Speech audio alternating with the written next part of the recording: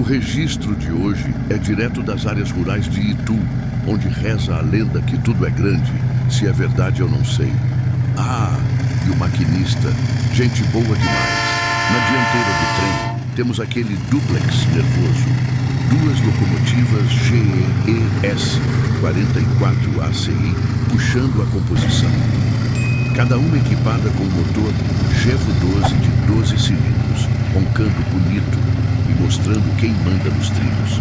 É potência bruta, abrindo caminho no meio da paisagem rural. E pega só o balanço desse trem, aqui os dormentes já estão pedindo arrego.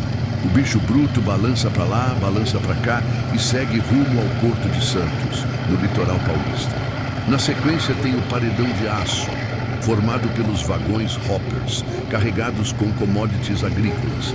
E mais adiante, ao centro do trem, aparece a locomotiva intermediária, uma GEAC 44I, equipada com o motor 7FDL beberrão, que entrega força de sobra e que vem rosnando bonito. Logo atrás, vemos a coluna cilíndrica formada pelos vagões telescópios, verdadeiros coringas da ferrovia. Esses danados vivem na base da pancadaria, aguentando tranco, impacto e uso pesado, que dá até dó.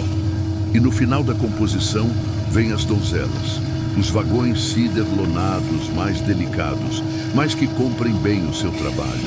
E fechando a composição, na cauda do trem, temos mais uma AC 44I, outra bruta que vem em velocidade controlada recebendo todos os comandos da locomotiva líder, a da frente do trem. Ela vem rugindo baixinho, mas vem mostrando que o trem está vivo e tem potência de sobra. E aí, gostaram do registro? Curte, comenta e se inscreva no canal. E tamo juntos sempre na trilha do trem em busca dos melhores registros.